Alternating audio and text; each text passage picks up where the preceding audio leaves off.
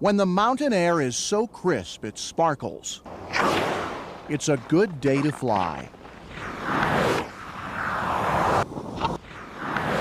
Definitely, I think the kids are attracted to the speed and to flying in the air. It takes nerve to be a ski jumper. Actually, it takes a lot of nerves connected to very specific muscles.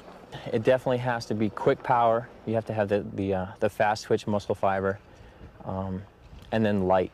It's getting to be a sport where it's lighter and lighter. It's like gymnastics, where the lighter the kid, the farther they're going to fly. No matter how light the jumper, the displacement of air creates resistance. Listen. A trained ear can detect the flaws in a flight. If your ski is on edge, obviously you're going to be losing more lift because it's cutting through the air. So you try and have as flat a ski as possible so that you maintain the most surface area that you're given, and that really helps out with your flight. And then some people roll their shoulders and try and create a cup so that they maintain their lift a little bit better. Every launch is a search for the tiniest loophole in the law of gravity. There were some skiers in the past couple years that were starting to wear the crotch of their suit down around their knees.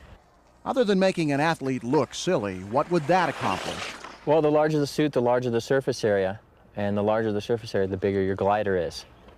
Suits are carefully measured to make sure they're not simply sails in disguise.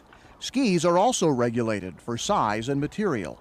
Even with improvements in everything from the skis they use to the clothes they wear, the distance a jumper travels still depends largely on physical ability and almost constant training. Simple move. Good.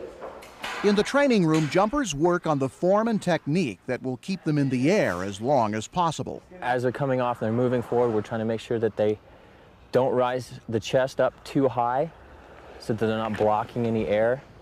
Over the years, techniques have changed. Once, the proper way to jump was to keep both skis together. Not anymore. We're trying to get that V position where the ski's out just a little bit wider than shoulder width. It's been only since 1985 that the V position was adopted. It's been shown to provide 28% more lift than parallel skis. You get into your flight position quickly so that there's less resistance, and you maintain the maximum speed you can, and hopefully even increase your speed from the takeoff into the flight position, which helps you get your more distance. Sometimes it's best not to think about the science behind all this. I talk more about the feel of the jump than the actual technical part of it. So, you know, your shin's 2 degrees behind or whatever.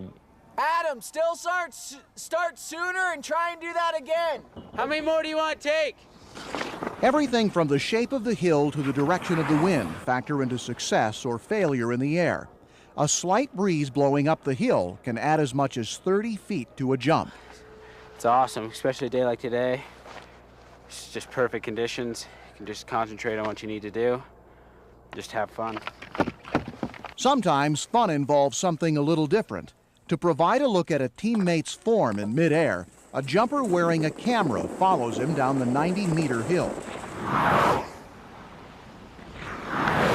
Your body's a sail and your skis are wings, and that's all there is to it, you know. It's flying. It is the most natural form of flying. It's you, a jumpsuit, and 2 sticks. It's a dream most of us have had, soaring across the sky surrounded by empty space. It's only a dream, of course, but it's amazing how close you can get to having it come true. You come off that jump, you get that little bit of feeling where everything's just going and lifting up. There's no gravity, there's nothing at all. And then you start to feel it. And when the better jumps, you definitely feel you can pull away and you're floating for sure.